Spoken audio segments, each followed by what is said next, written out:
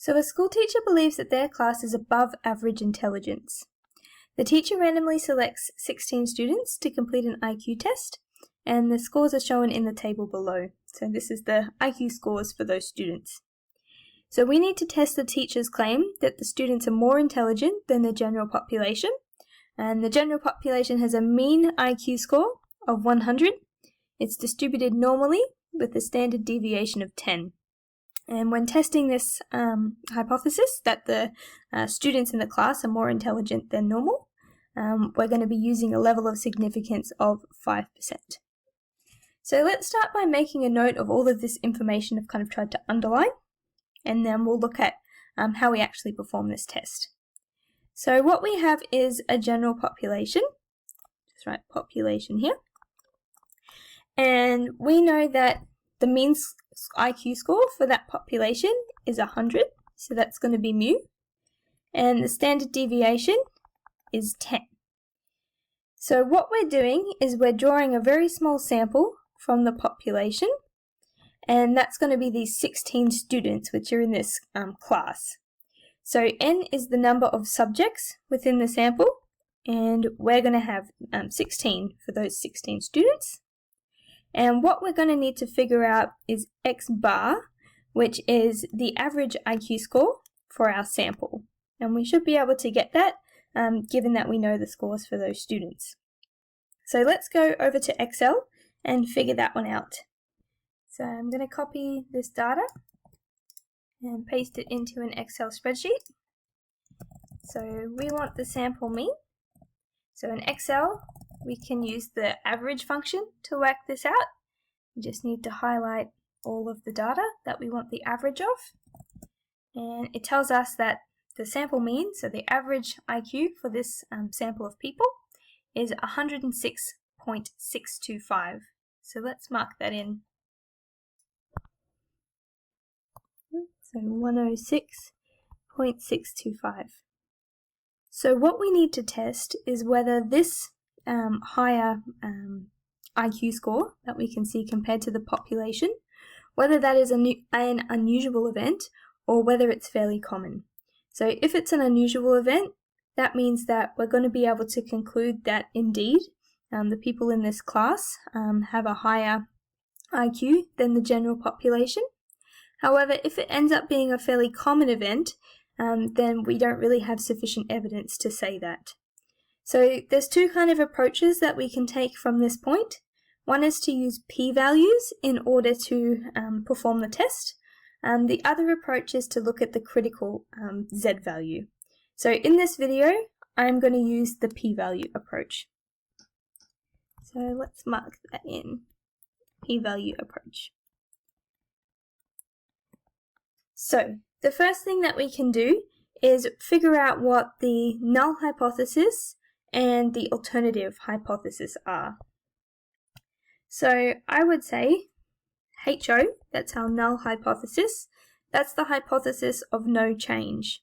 So the hypothesis here would be that basically the sample population has the same, the sample mean has the same mean as the population, okay? So here, our null hypothesis is that the mean is equal to 100.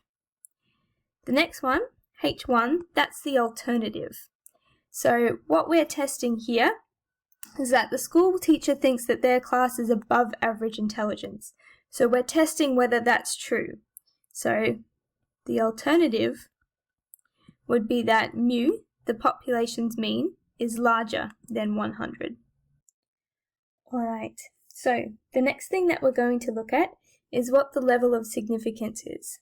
And consequently what the criteria is for us to accept or reject our null hypothesis. So we've been told that we're using a level of significance of 5%. So that's like our alpha value. So alpha is equal to 5%. So using the p-value approach, what this means is that if the p-value is less than the alpha value, then we are going to reject the null hypothesis and accept H1, which would be the conclusion that the sample has a higher than average intelligence. If the opposite happens, so if the p-value ends up being larger than alpha, then we are going to accept HO, our null hypothesis. So that means that we don't have sufficient evidence for us to say that the sample has a higher than average intelligence than the population. So that's our decision that we're going to make at the end. So the next thing that we need to do is actually perform the calculations and look at finding what the p-value is. So if we draw out our normal distribution, and I'm going to plot x bar, okay, so this is the distribution of sample means. So what we know is that if the population is normal, which it was, we were told that in the question, that means that x bar, the distribution of sample means, is also normal. Okay, so when we draw x bar, it's going to look something like this. And we know that a normal distribution is described by the mean and the standard deviation. So mu x bar, okay, so that's the mean of our sample mean, it's going to be equal to mu, and we had before that that was equal to 100 up here. So that means that the center is equal to 100, and the standard deviation of x bar, that has an equation where it's equal to the standard deviation of the population divided by square root n, okay, where n is the number in our sample. So we can figure this one out. So we're told standard deviation is 10, and n is equal to 16. That's the number of people. So we're going to get 10 divided by 4, and that's equal to 2.5. So I'm just going to mark this in over here. This is equal to 2.5. Alright, so because we have the standard deviation, what we can do is calculate z-scores. So that's why we're going to end up doing a z-test. Okay, if you didn't have your standard deviation, then you wouldn't be able to do a z-test, and that's something that we're going to look at in future videos. So let's swap over to z-scores. So what we know is that mu, the mean, when we go to a z-score, this always goes to 0. And then what we're going to be looking at is our point of interest, and that is, here we go, what we're going to be interested in is this point here on our sample mean, so 106.625. So let's mark that in. Okay, we're going to need to convert this into a z-score. So we have our equation where z is equal to x bar minus mu x bar over the standard deviation of our x bar as well.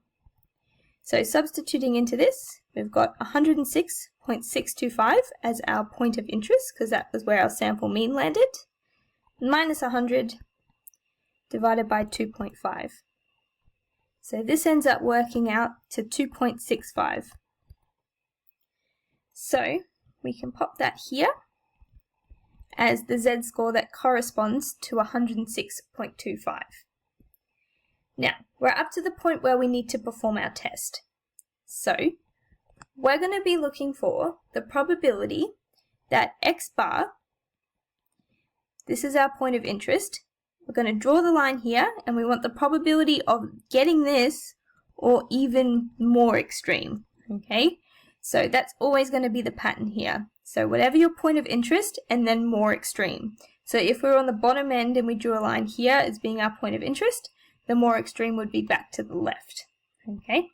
Away from the mean, basically, when you say more extreme. So we're looking for the probability that x bar is greater than 106.625, which is equivalent to z being greater than 2.65.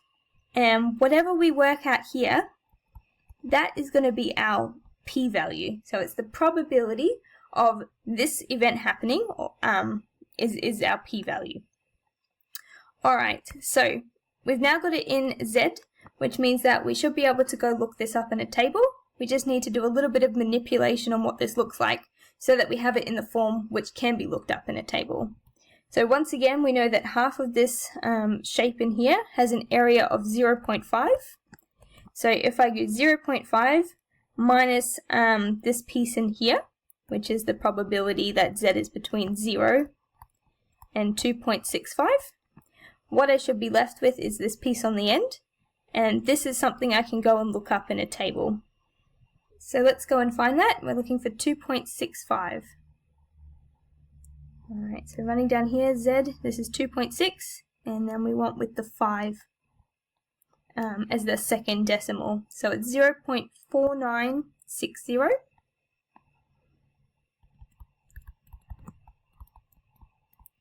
And if you type that in a calculator, it's 0.004. And if we wanted to put this in percentage form, it'd be about 0.4%. So that's an incredibly small chance of this happening, so the mean of our sample being greater than 106.625. Yeah, very, very small of this happening by coincidence. So the last part is just making that conclusion. So we had our two different options here based on an alpha of 5%. So our p-value is much less than 5%. So that means that we're sitting in this first part here. So p-value is less than alpha. We're going to reject HO. So our p-value is less than alpha, so 0.4% is less than, 5%. So that means that we are rejecting HO, and that means that what we're saying is we have sufficient evidence from that sample of 16 people to say the class average of intelligence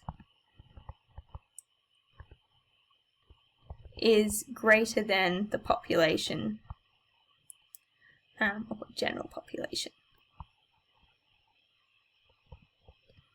So the last thing to kind of note is just remember that this p-value is the probability of a type 1 error, or in other words, the probability of having a false positive. So we were willing to accept a false positive 5% of the time by virtue of having this alpha value set at 5, but we're really well below that. So yeah, there's really strong evidence to say that this class has a higher than average intelligence. So that's all there is for this video, and there will be another one that looks at using the critical value approach. So see you there.